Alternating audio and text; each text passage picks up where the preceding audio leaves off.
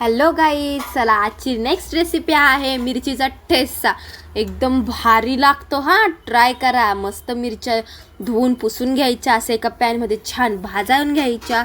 असा काळसर कलर येतोपर्यंत छान भाजून घ्यायच्या. जरासा काळसर कलर आला की मस्तपैकी त्यात एक पळी तेल टाकून घ्यायची. म्हणजे वा वा वा. चला तर आता आपल्या मिरच्या झालेल्या आहे रेडी. त्याच्यात आता मस्तपैकी आपण टाकूया लसूण. लसणानी चव एकदम छान लागते आणि तिखटही लागतं. चला मग आता आपण मीठही टाकून घेऊया चवीनुसार. आणि हे आमचं आहे खलबत्तं, प्रत्येक खानदेशांच्या घरात हे दिसणारच. चला तर दना दना दना दना मिरचीला छान कुटून बारीक करून घ्या. मग एक घ्या पॅन, त्याच्यात टाका एक पळी.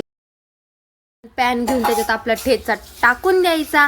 त्याच्यानंतर मस्तपैकी फ्राय करायचं. छान थोडासा तडकू द्यायचा त्याला, म्हणजे चव एकदम छान लागते. चला तर आपला रेडी आहे ठेचा. चलो लाईक शेअर सबस्क्राईब.